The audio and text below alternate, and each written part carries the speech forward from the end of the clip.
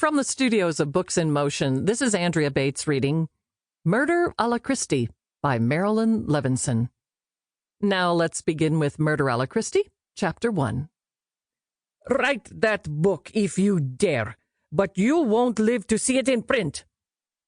I stared at the two older women, the usually subdued Gerda Stein, her face flushed with anger, and my dear friend Sylvia, but neither seemed aware that I'd entered the kitchen. Sylvia shook her head in dismay. I've no wish to upset you, but your father's story is the keystone of my book.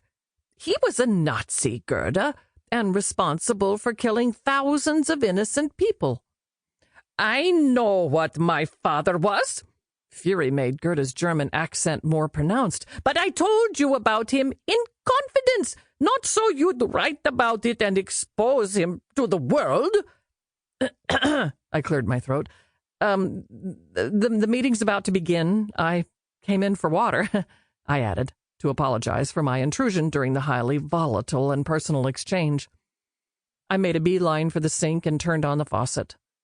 From the corner of my eye, I watched Gerda stomp out of the room. After that outburst, I wondered if she'd be staying for the first meeting of the Golden Age of Mystery Book Club, which I'd been asked to lead. Someone touched my shoulder, and I almost dropped the glass I was filling. I turned and caught Sylvia's expression of concern. Oh, I'm sorry you had to hear that, Lexie. Gerda can be the most stubborn, obstinate person I know. She threatened you.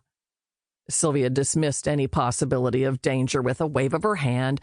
Oh, she doesn't mean it. Though I must admit, in the 30 years we've been neighbors, I've never seen her this agitated.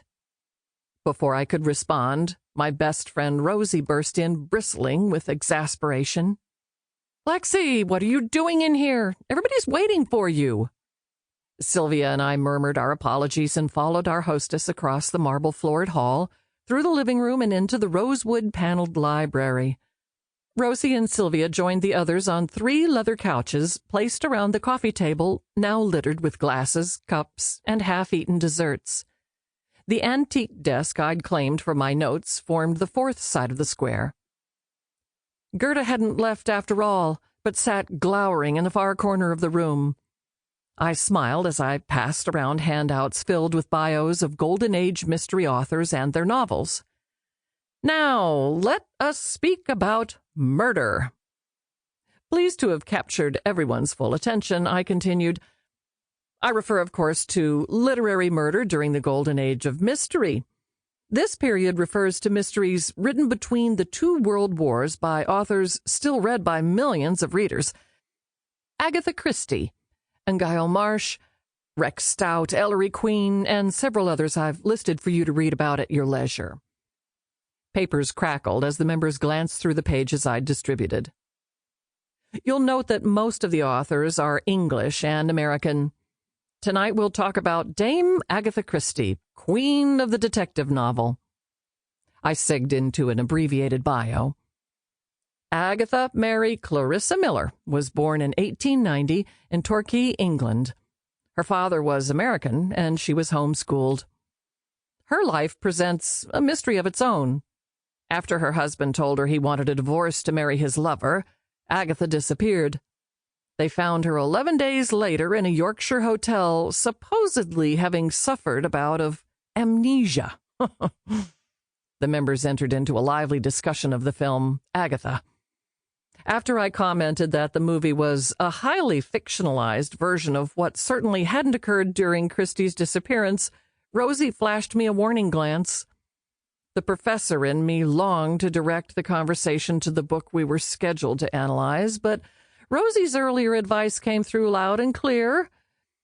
You're leading a book club, not teaching Chaucer to a class of English majors. Expect plenty of digressions, interruptions, and comments. People join book clubs to express their opinions and speak their mind.